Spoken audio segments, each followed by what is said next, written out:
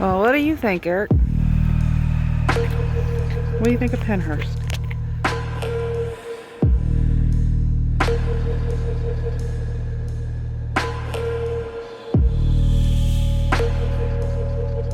Come on. Stay with Mama. I don't want to get you lost down here.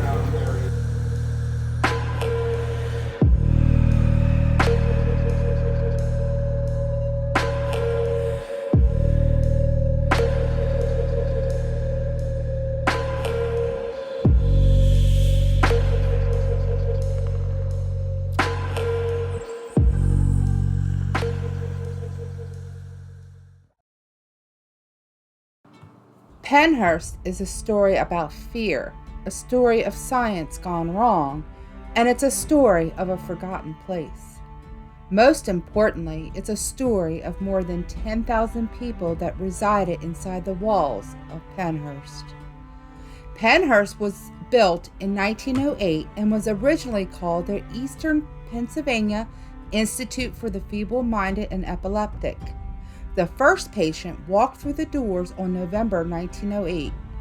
During this time period, society believed that people with intellectual disabilities were a threat to them and potential criminals. Many in society also believed that these individuals should be stopped from having children, and segregation and sterilization became tools used to accomplish this. Life at Pennhurst was not as it appeared from the outside. Overcrowding was encountered almost immediately and would remain a problem throughout operations. At its peak, there were over 3,500 people living in the now dilapidated buildings. Pennhurst was also sex-segregated into two separate colonies so that the men and women would not be together. Aides were hired to try and help people from hurting themselves or each other, but with the overcrowding and being severely understaffed, it became almost impossible. By the 1960s, there was only 1 to 2 aides assigned to hundreds of patients at a time. Pennhurst was also a world with working patients, who were the people with the less severe disabilities. These capable people were required to provide farm work, laundry services, weaving, sewing, and woodworking, all without pay. Some were even required to help out with the more severely disabled people. This allowed Pennhurst to be mostly self-sufficient. Music, sports, and other recreational activities were also a part of daily life here, which allowed the people of Pennhurst to interact with the surrounding communities. By the end of the day, though, they would return to their own world. The other world of Pennhurst was the custodial or asylum department that housed the patients with the most significant disabilities. Little or no treatment or rehabilitation was given to these individuals, and they were often hidden away from public view. This is where the most explicit dehumanization took place. Despite the good intentions of the staff, terrible things happened, including poor, filthy living conditions, unchecked abuse, and physical and social neglect. Despite some early exposure of the conditions at Pennhurst, nothing changed.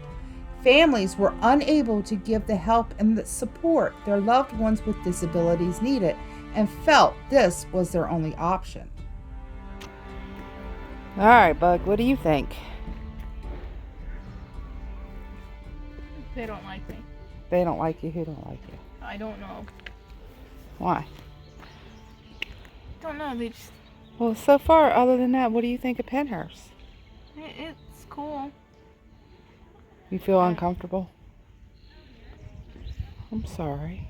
Is it too much? We're outside the rest of the tour. No. You sure? Where did Cheyenne go? Bathroom. Cheyenne went to the bathroom too?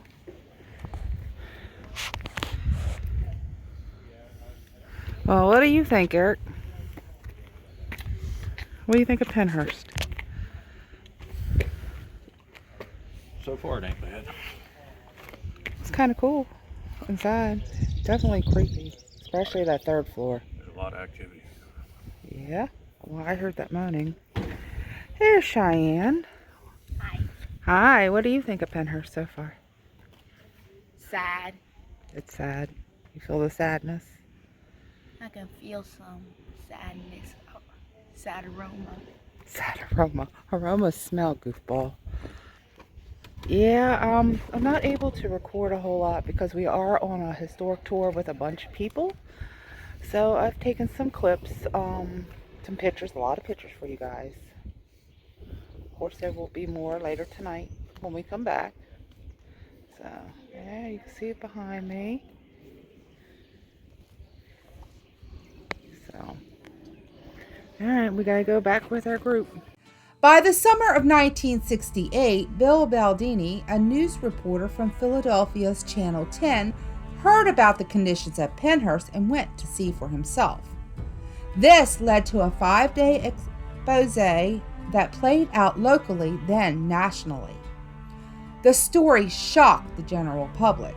It was hoped that the exposure would help make changes needed to improve the conditions.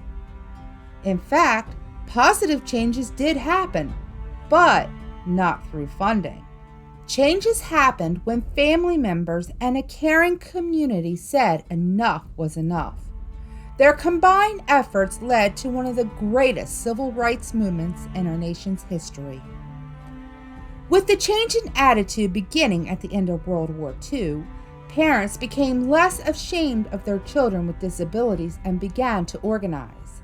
They became known as the grassroots movement, which led to the largest disability organization in America, known today as the ARC of the United States. Through their unyielding courage and determination to find a better life for their own children, they brought about change for all people with disabilities.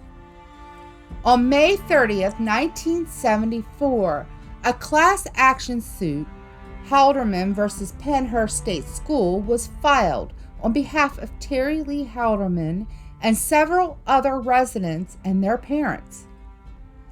It claimed that conditions at Pennhurst violated the statutory and constitutional rights by failing to provide them with minimally adequate education, training, and care. Fueling the fire of the Halderman case was the Youngberry versus Romeo case that was filed on November 4, 1976, that alleged that during a 2-year period, Nicholas received as many as 63 injuries, was restrained for many hours of the day, and repeatedly abused. The U.S. Supreme Court ruled on the case in June 1982, stating that under the Due Process Clause of the 14th Amendment, persons confined to a state institution have the right to adequate food, shelter, and medical care, to safety, freedom from harm, freedom from restraint, and minimally adequate training. It took 10 years of trials, hearings, and appeals, but a settlement was reached in July of 1984 for the Halderman case, requiring Pennhurst to close and never be used as a residential program for people with disabilities again. Pennhurst finally closed its doors on October of 1987. All remaining residents were placed in small community homes. The children were the first to leave. Here we are, walking in the tunnel. It's Sierra and Eric up there. I got Cheyenne behind me. Come on, baby. Come on. Stay with Mama. I don't want to get you lost down here. I really don't mind. It's not too bad.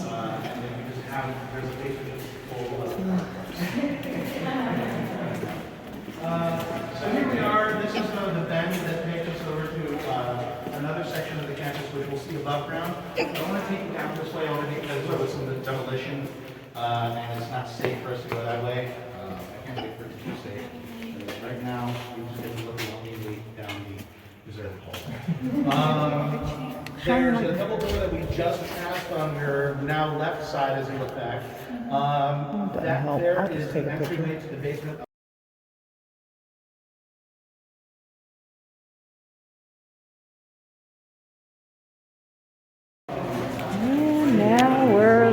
didn't take us too far. Supposedly tonight we'll be able to come into the tunnel, so that ought to be kind of cool. You still with me, Cheyenne?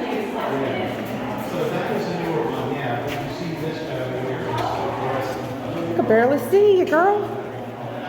I know it's dark. You can see down there with the light. The story of Pennhurst is not only a story of tragedy, but a reminder of what we as society can do when we choose to see the value in all people.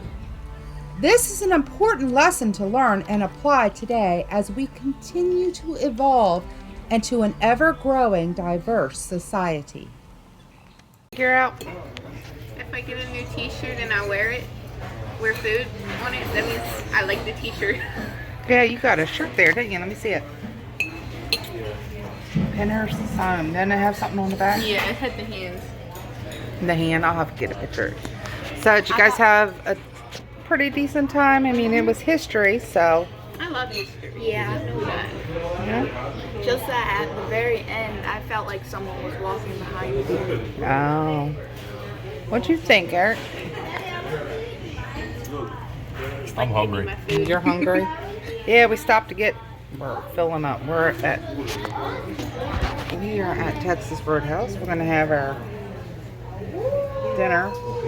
We are doing. It is a public investigation, so we will probably not have a whole lot. We're gonna do what we can. Evidently I screwed up when I made our reservation, so we'll plan on coming back and doing a private one. They did tell us we will be able to go to some of the different buildings that we didn't get to go to today on our history tours. We're gonna get here. Go